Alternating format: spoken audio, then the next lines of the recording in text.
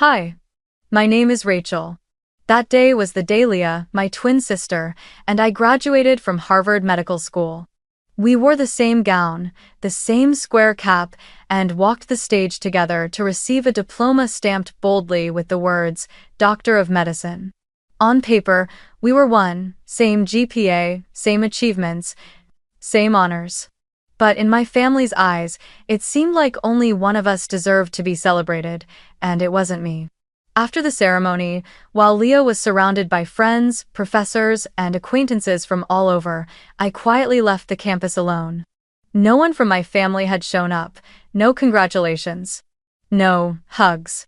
My parents said they were busy preparing for a special event the next evening, a lavish party hosted at the Astoria Hotel in Houston. They called it Leah's debt-free celebration. A party to celebrate my sister graduating from med school with zero debt. They didn't ask if I needed help. They didn't ask if I felt overlooked. They just forgot about me. That afternoon, I stopped by my parents' house in Sugar Land. I didn't plan to stay long. I just wanted to leave behind my diploma, carefully framed as a quiet way of saying, I made it too. I entered through the back door, still holding the framed diploma, when I heard my mother's voice echoing from the kitchen, loud and clear, with no attempt to hide. She deserves it more, honey. Leah's always had more potential. I froze. My entire body locked up for a moment. Leah deserves it more? And what about me? I had spent 4 years scraping together every dollar for tuition, working in research labs, pulling night shifts in the ER, juggling study and survival. Leah? She had a full ride from our parents. They paid for tutors every time she failed a class. They even hired a residency coach when she panicked before her first interview. Me? I studied from secondhand books, photocopied notes, borrowed lecture recordings from friends to listen to late at night. My mother kept speaking, her tone gentle but every word slicing through me. Rachel's always been so independent. She'll be fine, Leah needs more support. The familiar excuse. I was stronger, so I didn't need help. I stood there, diploma heavy in my hands, and realized I wasn't expected here. I placed it quietly on the table next to a vase of flowers and walked out without letting anyone know I'd ever been there. On my way to the car, I asked myself, was I being too sensitive? Did they really believe I didn't deserve a moment of recognition? I sat in the driver's seat of my old Toyota, hands on the steering wheel. These hands, the same ones that stitched wounds and pulled patients back from the brink, were now trembling over a sentence my mother said. I bit my lip and told myself. I graduated from Harvard, I made it. I survived. But why did it feel so hollow, like I had never really existed at all? My phone buzzed. A message popped up from Dr. Alvarez, my research advisor and someone I deeply respected. I need to speak with you urgently. Big news, life-changing. I stared at those words like they were a heartbeat reviving me from the numbness of being forgotten. No one in my family saw me. But maybe someone else did. And this time, I could feel it. Something was about to happen that would make everyone who ever overlooked me look again. Maybe, at the party they never intended for me, I would be the greatest surprise of all. Before I continue this story, I have a question for you. Have you ever been the forgotten child in your own family? Let me know where in the world you're watching from, so I'll know I'm not alone. Leah and I were born in Austin, Texas, on a March morning, 6 minutes apart. I came first. Quiet, calm, eyes wide open, observing the world like I was already trying to understand where I belonged. Leah came out screaming. Loud, bold, full of life.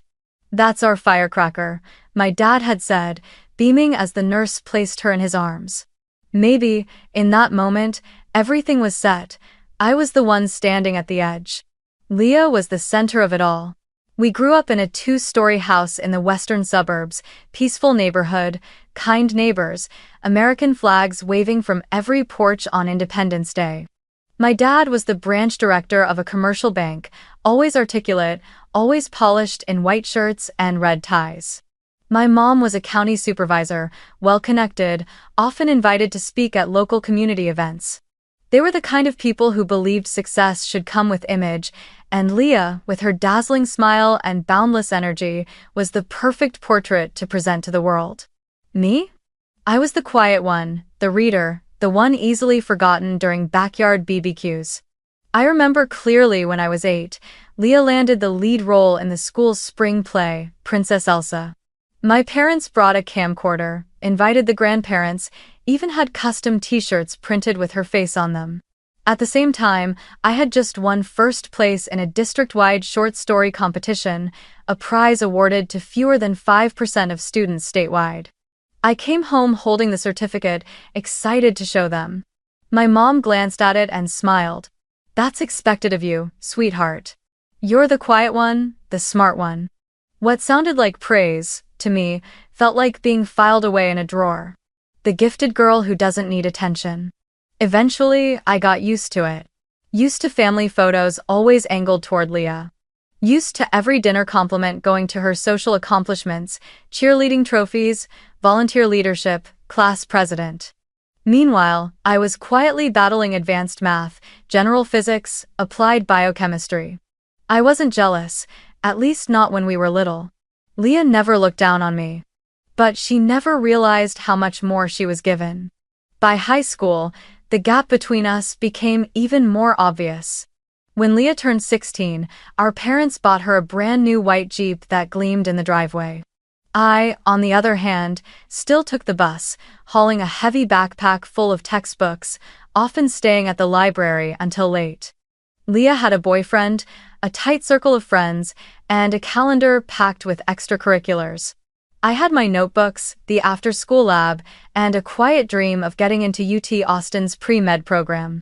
Once, Leah failed her biochemistry class. Our parents immediately hired a private tutor, $80 per session, and then asked me to help her study on top of that. I said yes, even though deep down I wondered if I ever needed help.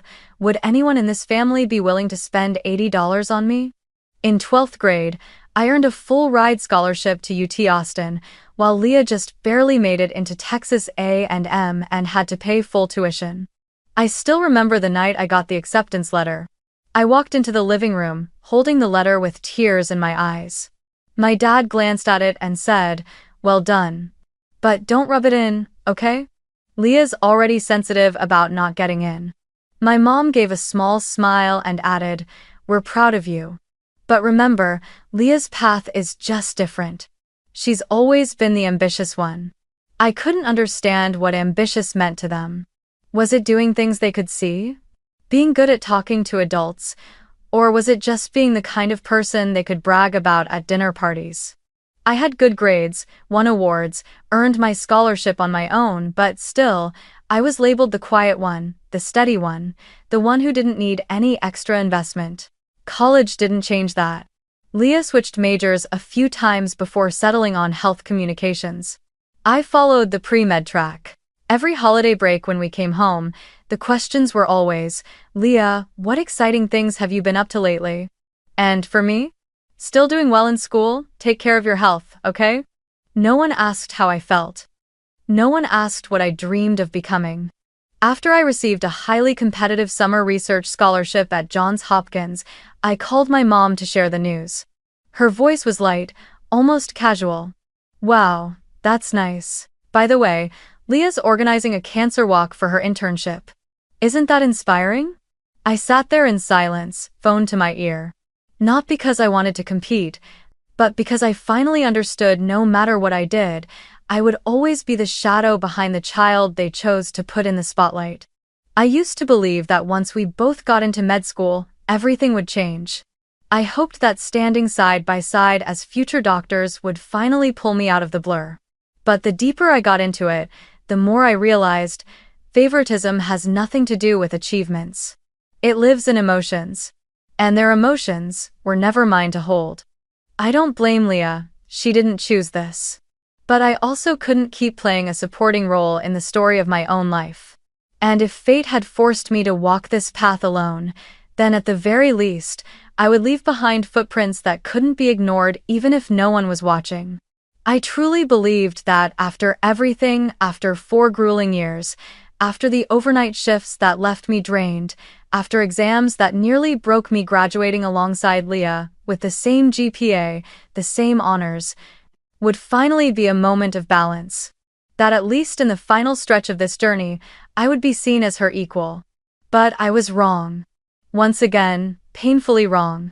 The first message came from my father, 2 days before graduation.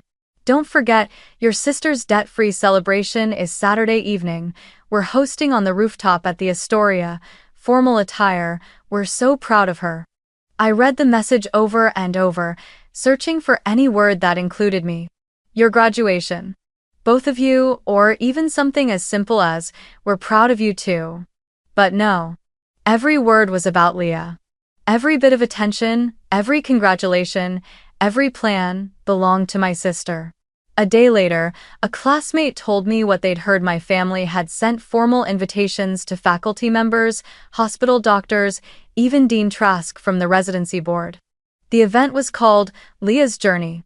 From Dreams to Doctor, Debt Free. A title that made it seem like Leah was the only one who had walked this path, the only one worthy of celebration. I tried to block out the bitterness, telling myself it was just a name, that meaning doesn't always come from words. But when I called my mother directly, I couldn't stop the tightness in my throat.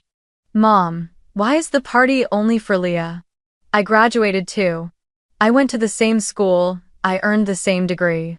There was a pause on the other end, then her voice soft, familiar, and tired floated through the phone. Sweetheart, you've always been the strong one. Leah needed more help.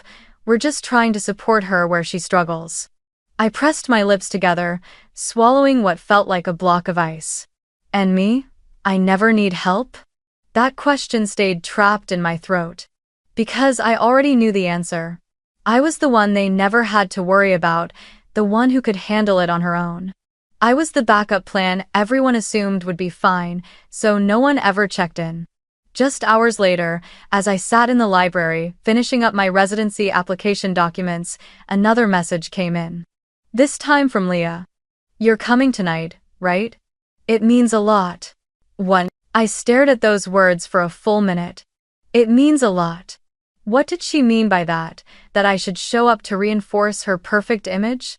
That I should stand on the sidelines, once again, like every other time, playing the quiet supporting role? I didn't know whether to laugh or cry. I didn't hate Leah. She had never deliberately pushed me aside. But she had also never spoken up, never once questioned the unfairness that shaped our entire childhood. Leah knew she was favored, but she never challenged it. And now, I wasn't sure she understood how my presence at that party would quietly place me back in the role I'd fought so hard to escape.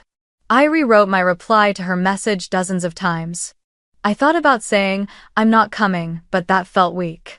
I thought about saying, of course, but that felt fake. In the end, I simply typed, I'll see you tonight. And immediately after, I closed my eyes, leaned back in the chair, and let out a long breath. I had promised myself I wouldn't keep enduring this. I'd said I would walk my own path, stop chasing validation from those who had always refused to see me. But here I was, getting ready to put on a dress, apply lipstick, and show up to a party thrown to celebrate someone else while I stood off to the side, like an afterthought.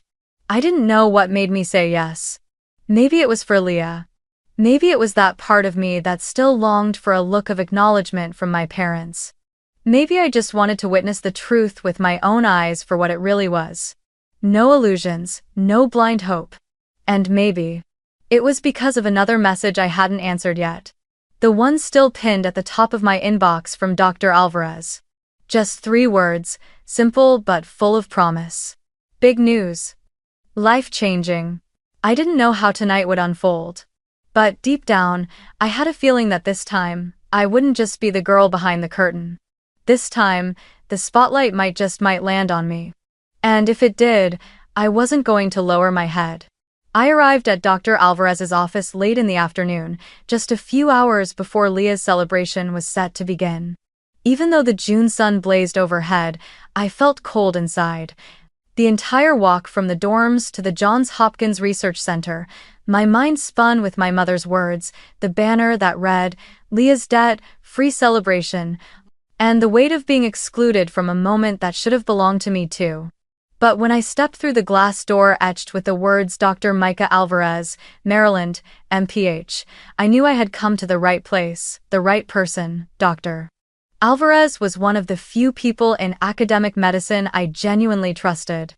As the first person of color in his family to graduate from college, he knew exactly what it felt like to be underestimated, pushed aside, and second-guessed simply for not fitting the mold society preferred. I once heard him say at a conference, "Excellence is not just about brilliance, it's about surviving the silence no one else notices." I never forgot those words. His office was bright, the walls lined with degrees, certifications, and photos taken with community doctors from around the world. Ghana, Colombia, Haiti, and even the rural corners of Texas.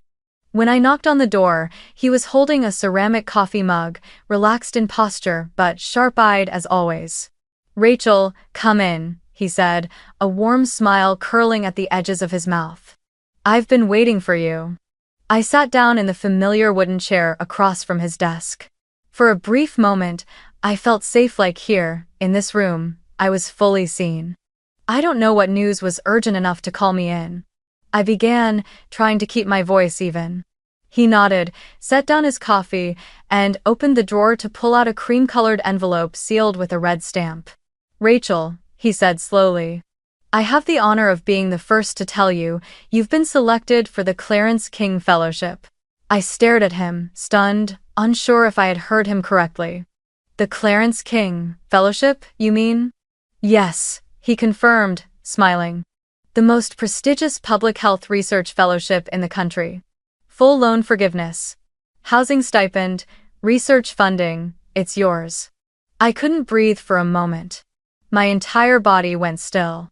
I knew I had applied, gone through the interviews, done everything in my power, but I had never truly believed I'd receive it.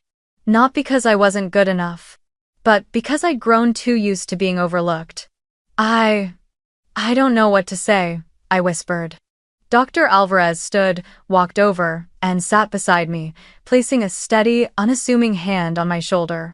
"Rachel, you didn't just earn this. You embodied it. Your thesis on health inequity in migrant workers, your clinical work, your publications, every single piece was outstanding. The committee voted unanimously. This wasn't luck, this was you." I bowed my head as tears spilled, uninvited but unstoppable. Not because I was weak, but because for the first time, in all these years, someone truly saw me not through the lens of comparison, not in Leah's shadow, not through my parents' filtered gaze. As I wiped my tears, he handed me a tissue and added, "There's one more thing." I looked up, surprised. "Your parents invited me to Leah's celebration tonight." "Social courtesy, I imagine," he said with a small smile. "They probably didn't realize how closely we've worked. But I'd like to go with your permission." My eyes widened. "You want to announce the news there?" "Not just for them," he replied. "For you. For every guest in that room who needs to know what you've done. Sometimes, Rachel, silence doesn't protect us. Visibility does." I went quiet. Inside me, a storm swirled between hesitation and the deep, buried hunger to finally be seen. Would that be ruining Leah's party? Or would it be the moment I finally gave myself the fairness I was always denied? "Are you sure?" I asked, voice barely audible. He looked at me with calm resolve. "You've spent your whole life being polite, waiting for someone to notice. But the world needs to know who you are. And sometimes, the people who should have known first need to hear it last." I nodded slowly, as if my entire body was finally admitting what my heart had always known. "I am worthy." "Okay," I said, steadier than I'd ever felt before. "Let's tell them." Before I left his office, he placed a printed copy of the fellowship letter in my hands. I read the bold line at the bottom. "Dr. Rachel Harris, Fellow, Clarence King Public Health Research Program, Johns Hopkins." As I stepped outside the building, my phone buzzed again. A new message. From Leah. Mom's going overboard for tonight. It's honestly kind of embarrassing. Wish she'd done half of this when we both got into med school. Anyway, see you there." I stared at the message. For the first time, Leah acknowledged the favoritism. For the first time, she admitted that something wasn't right. I didn't know how tonight would end. But I knew one thing for certain. I was no longer the quiet one. And if my parents or anyone in that room still believed I was just Leah's shadow, then tonight, they'd be forced to open their eyes wide. Because I, Rachel Harris, was not just someone who survived. I was someone who won. And I was ready to be seen. The weather in Houston that day was gentler than usual. The sun had slipped behind the towering glass buildings, leaving behind a deep purple sunset draped across the roof of the Astoria Hotel where my parents had rented out the entire rooftop for Leah's achievement celebration. I arrived a little early not because I wanted to, but because I needed time to breathe, to gather myself. I stood in front of the mirror in the lobby restroom for nearly 10 minutes, smoothing my dress, adjusting my hair, reminding myself that tonight, no matter where I was placed or how I was treated, I would hold my spine straight. The elevator doors opened to the rooftop amid soft jazz music and the faint scent of white wine. The moment I stepped in, I was hit by the extravagance. Strings of golden lights draped across the open space, fresh flowers stretching down every round table, servers in crisp black and white uniforms gliding past like honeybees. But the first thing that caught my eye was the banner hanging behind the bar. "Congratulations, Dr. Leah Harris." Just one name. Just one doctor. Not me. I swallowed hard, forcing a smile as I moved further in. After all, I was used to standing behind backdrops that didn't include my name. I told myself, don't react, just observe. Just wait. My mother appeared in a lilac dress, a glass of champagne in hand. She walked up and gave me a brief, airy hug, then immediately said, "You got here just in time. Leah's changing dresses. Can you help me double-check the setup on the right side? Your cousin Beth is on one of her gluten-free streaks again. Just make sure the labels are clear on the trays." A blanc. I nodded slightly. I didn't ask anything else. Didn't mention the banner. Didn't remind her that I, too, was Dr. Harris. I walked toward the food table, wondering why I always ended up playing the role of a helper in the story of my own life. Even in this elegant navy dress, even with the same medical degree as Leah, even as the recipient of the most prestigious fellowship in the country here, I was still the one assisting the perfection my family had carefully constructed around my sister. As I bent over to check if the quinoa salad had been labeled, my phone buzzed in my purse. A message from Leah. "I know it's unfair. I didn't ask for this, just wanted to say I see you." I stood still, my eyes frozen on the screen, my heart skipping a beat. For the first time in over 2 decades, Leah acknowledged it. That the unfairness was real, that I had been sidelined. That she saw it, she saw me. I looked around. On the rooftop, laughter and conversation filled the air. My father was deep in discussion with Dean Trask, the head of the residency program at Baylor. I spotted a group of doctors from Houston Methodist arriving, being guided to the main table. And at the center of it all was one empty chair, the honorary seat for Leah. Only Leah. I typed a few words in reply, then erased them. I didn't know what to say. Should I thank her? Say she deserved it too? Or say nothing at all? I wasn't sure. But in that moment, one thing was clear. Leah may not have created the imbalance, but she had allowed it to persist for far too long without a single word. And while I was moved deeply, I couldn't forget that. She appeared a few minutes later, stepping out through the glass doors inside, radiant in a form-fitting silver dress, hair pinned in an elegant bun, lips tinted with a soft red. I saw her eyes sweep across the crowd and land on me. She smiled gently, without pretense. I nodded back, not entirely sure if I was pretending to be okay or if maybe I actually was. "Thank God you're here," she murmured as she approached. "Aunt Patty's asked me 5 times if I have a boyfriend. Rescue me?" I laughed, unexpectedly. "Tell her you're married to medicine," I replied. She looped her arm through mine and leaned in to whisper, I wish they'd gone this overboard when we both got in. I turned to look at her. There was something sincere in her eyes. Not forced. Maybe she really did see it. Then our mother appeared again, this time whisking Leah away. The Hendersons just arrived. You remember Dr. Henderson, right? The chief of surgery at Memorial? Before disappearing into the crowd, she turned to me and tossed out a quick request. Can you remind the catering staff not to put out any more hard cheeses? Someone's allergic. I stood there, one hand still resting in my pocket around my phone, watching my sister be swept away like a movie star, while I once again was left behind to keep things running smoothly, to support from the shadows. I wasn't angry at Leah, but I was done enduring. Because tonight, something different was going to happen, and even if no one else knew it, I did. I hadn't come to stand on the sidelines, I came to be seen. And this time, I wasn't going to let the spotlight skip over me again. When dinner service began, I was seated at a side table near the glass railing where the lights were dimmer, and the conversations from the center echoed faintly from afar. My parents, Leah, our grandparents, and the high-profile guests were all at the main table, directly under the glittering glass chandeliers hanging from the terrace roof. From where I sat, I could see them. I could hear just enough to know what was being said, but never enough to be part of the conversation. Just like always. I offered polite smiles to the two distant relatives seated beside me, then quietly pushed the lemon butter fish to the edge of my plate, appetite absent. In front of me sat a full glass of water, untouched, and behind me an entire life spent behind the curtain.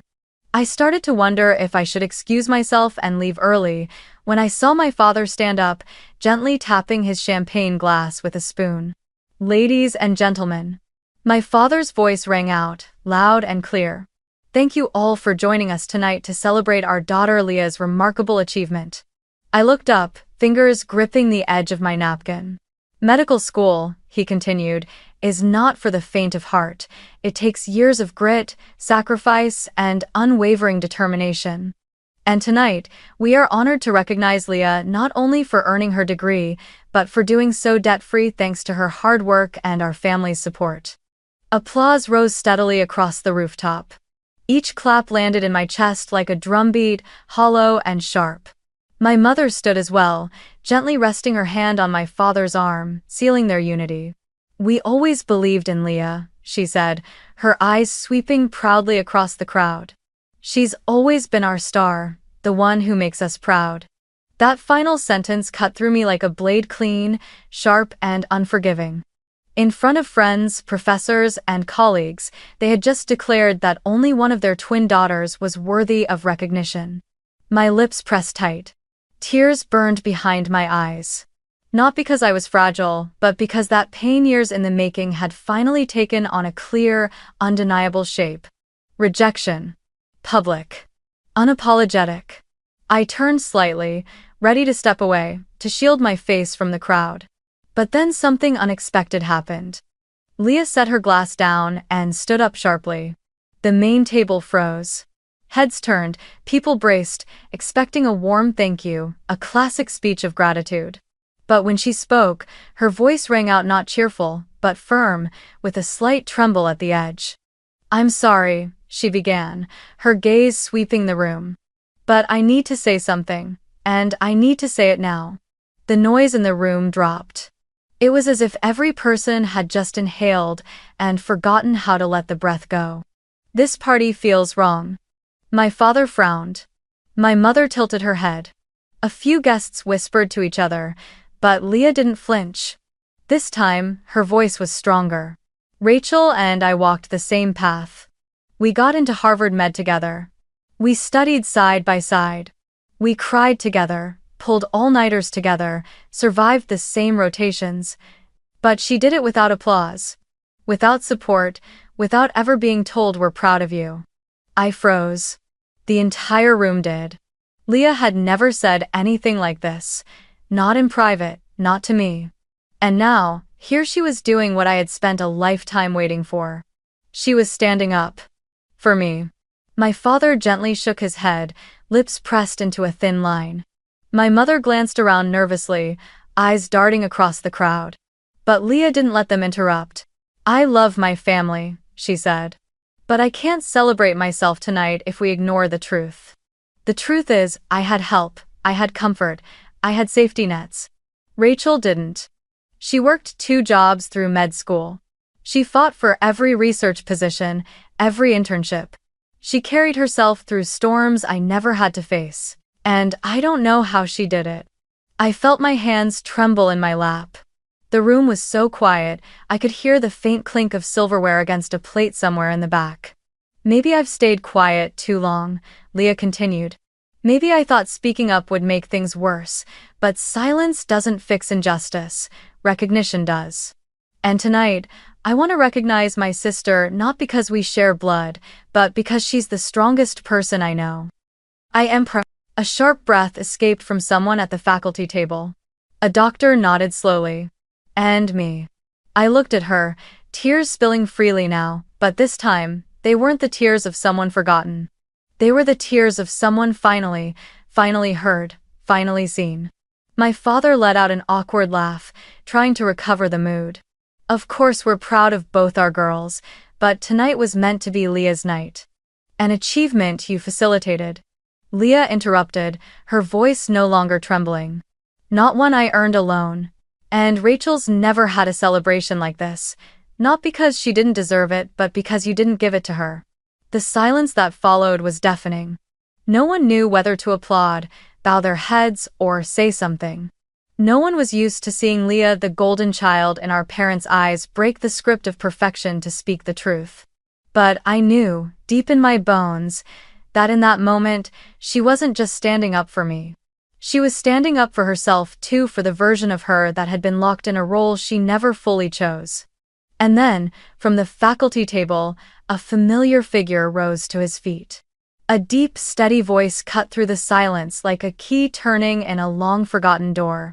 "If I may say a few words, I believe now is the right time." Dr. Micah Alvarez smiled gently, his gaze landing on me. I held my breath. Because I knew. Everything I'd been waiting for, all the unspoken truths, the unseen victories, the quiet strength, it was all finally stepping into the light.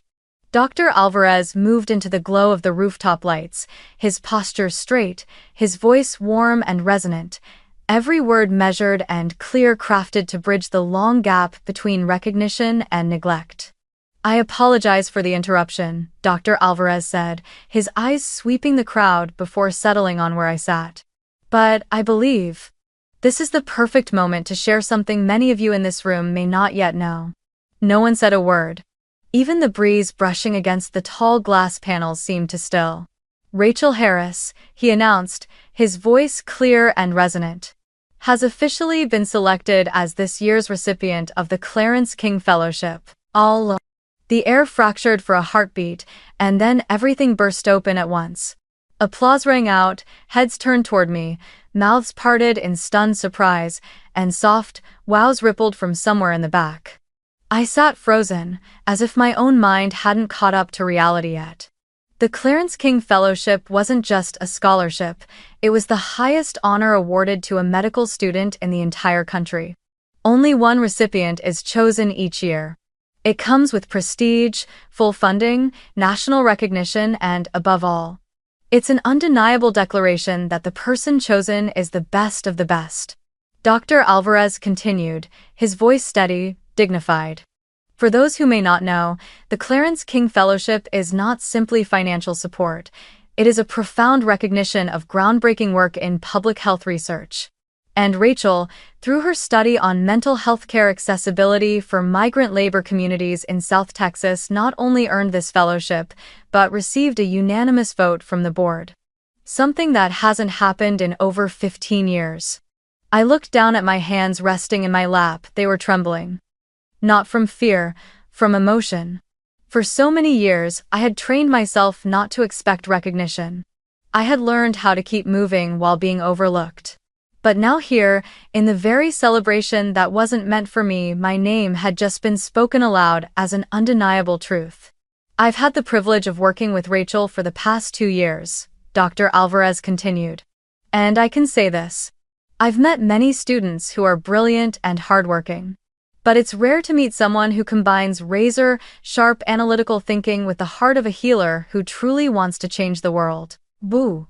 He paused and turned fully to face my parents graciously, but without avoidance. Rachel didn't just survive without support, she thrived. And that is what true excellence looks like. Another round of applause erupted. But this time, it was for me. For me. The eyes that turned toward me weren't dismissive anymore. They weren't glancing past me. They were filled with recognition. With curiosity. With respect. I saw Dr. Patel from the emergency department nodding my way. I saw Dean Trask rising from his seat, beginning to walk toward me. And then, another figure stepped forward. Dr. Nguyen, the director of residency admissions at the Mayo Clinic, crossed the banquet hall, shaking hands with a few guests along the way before stopping right in front of me. "Rachel," she said, her eyes bright. "Let's talk after this. I think we might have a place for someone like you." I couldn't believe what I was hearing. I nodded slightly, unable to find my voice. Then I turned toward the main table. My parents were still seated silent, motionless. My father had gone pale. My mother stared wide-eyed, lips parted slightly, as if trying to process what had just happened. The world they had built around Leah, the one where only one daughter was worthy of praise, was crumbling in visible, irreparable pieces before their eyes. There was no denying it now, no way to spin it or blur the truth. I looked at them not with anger, not with bitterness, just relief. Like I had finally stepped out of a long shadow I didn't even realize I'd been trapped in. Dr. Alvarez made his way to me, shook my hand, then pulled out the chair beside mine. "You did it," he said softly, just for me to hear. "You changed the room." I smiled, tears slipping down the sides of my face. I didn't think it would feel like this. "Like what?" he asked gently. "Like freedom." And truly, that was the only word I could name in that moment. Freedom. From silence. From self-doubt. From the need for someone else to validate what I knew in my bones. I was enough, more than enough. And I didn't need to wait to be chosen anymore. Across the room, Leah looked at me, her eyes glossy, but her smile free of envy. She raised her champagne glass toward me. I did the same. Our glasses met midair, in a soft, clear note that cut through applause, through the hum of recognition, through everything that once kept me hidden. This time, finally I was seen. Named. And not because of anyone else. Because of me. The party ended in a strange new energy I knew my parents had never imagined. After Dr. Alvarez's announcement, the center of attention shifted away from Leah, away from the custom banner hanging behind the main table and onto me. Doctors, professors, classmates, even relatives who had never asked me more than 3 questions in my life, now came to shake my hand, offer congratulations, ask about my research, my fellowship, on my future. Leah remained by my side, smiling quietly, raising her glass each time someone toasted to me. Not as a rival, but as a sister who finally understood. But my parents were different. They didn't come near me for the rest of the night. They didn't weave through the crowd that had formed around me. They stayed seated at the main table, their expressions stripped of the glow they wore as party hosts replaced by something unmistakably uncomfortable. A quiet kind of stunned disbelief. And deep down, I realized it was the very feeling I had once wished they would taste just once in their lives, the unmistakable public awareness that they were wrong, and that there was no way to spin it otherwise. I assumed they would leave straight after the party. But as I gathered my bag near the buffet, ready to call an Uber, I heard the familiar sound of footsteps behind me. "Rachel," my father's voice called slow, cautious, like I'd never heard it before.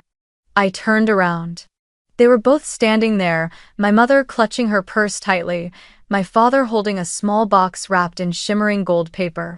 They looked at me like they were trying to find a way into my thoughts, but didn't know where to begin. "Do you have a few minutes?" my mother asked. Her voice had lost its polished calm. It carried a tremor, a trace of worry, and a lot of things I no longer had the energy to name. I nodded. Not because I needed to hear what they had to say, but because I needed myself to hear their answer to the question I'd already asked in silence for years. First of all, my father began. Congratulations. Truly. The Clarence King, it's beyond incredible. We're very proud. I stayed silent, not with disdain, not with gratitude. Just letting the silence make clear how late it had all come. My mother jumped in quickly, like she feared if she didn't speak now, I might walk away. We love both of you. But in different ways.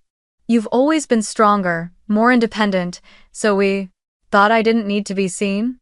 I finished for her. My tone wasn't sharp, but it was unmistakably clear. They didn't respond. My father lowered his gaze. My mother bit her lip. You love us differently, I continued, eyes steady on them. But only one of us was ever celebrated. My mother opened her mouth, then closed it again. Tonight, I said, people knew my name not because you told them, but because I told it myself. Through my work, through my blood, my tears, and the silence I've lived inside for years. My father sighed and pulled the small gold box from his coat pocket, the one he'd been holding all this time. He held it out to me, his eyes avoiding mine. We thought you should have this, he said. It's like the watch we gave Leah for her birthday last year. You deserve one of your own. Once I looked at the box. I knew exactly what was inside. A gold watch, round face, real leather strap. An expensive gift. A symbol, a quiet attempt at redemption. But it was too late. I didn't reach for it. It's too late, I said softly. Too late to try making it even now.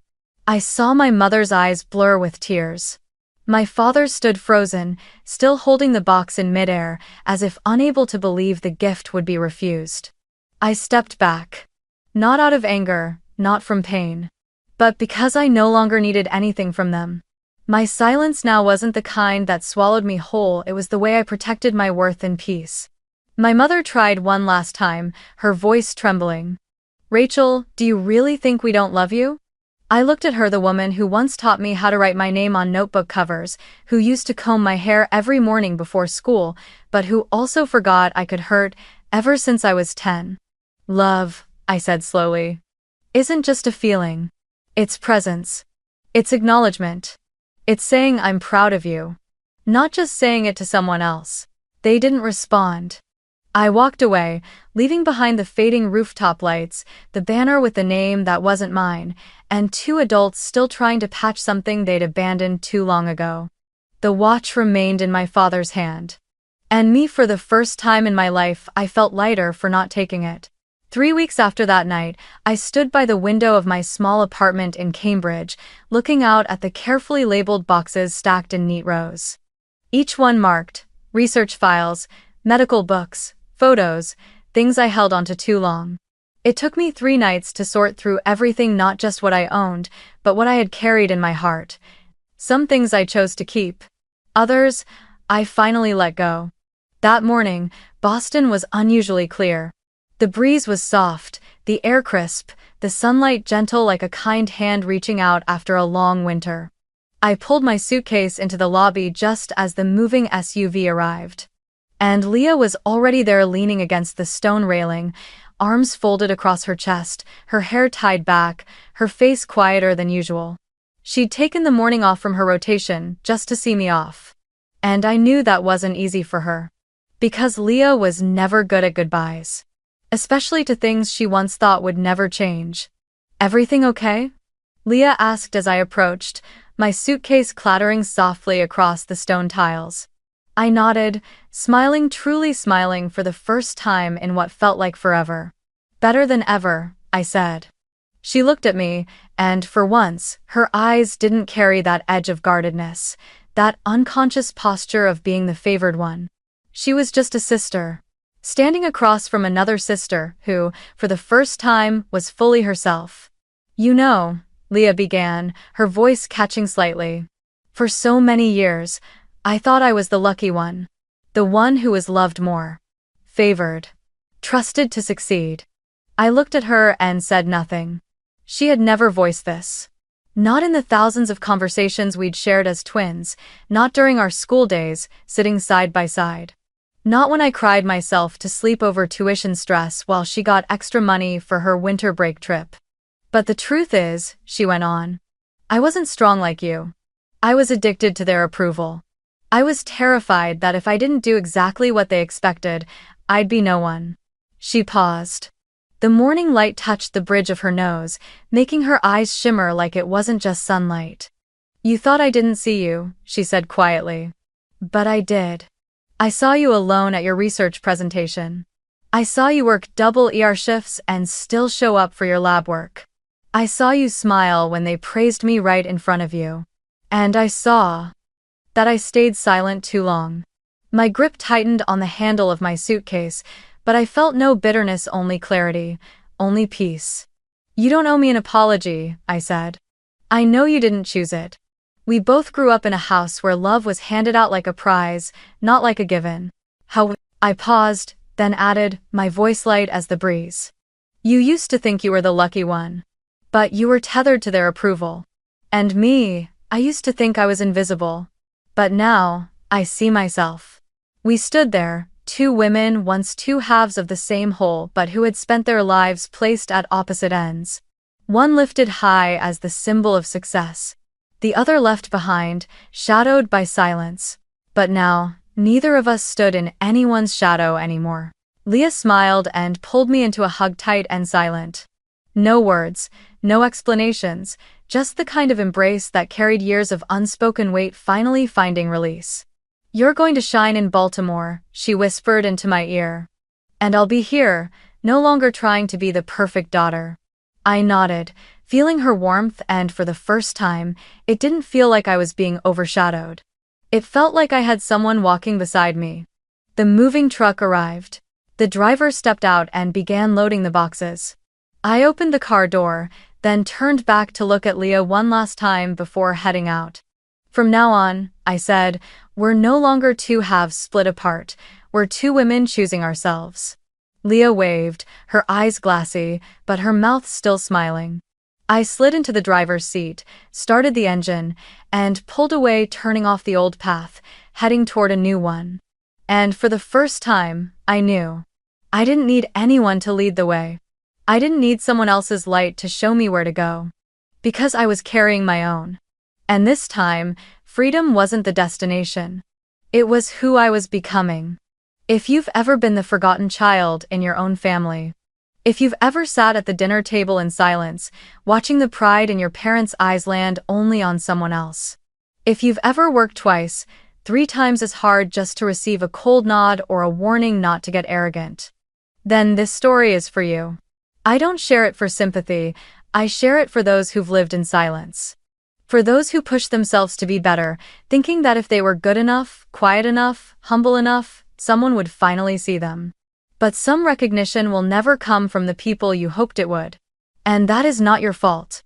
You don't need to be chosen to be worthy. You only need to refuse to give up on yourself. You don't have to shout to be loved. Let your work, your resilience, and your kindness speak. Maybe they won't see. But someone will. And more importantly, you will. One day, you'll walk into a room where everyone expected you to sit quietly in the back. And you'll be the one they applaud the loudest. You'll be the greatest surprise at the party you were never invited to. And on that day, you won't need them anymore. You'll have yourself.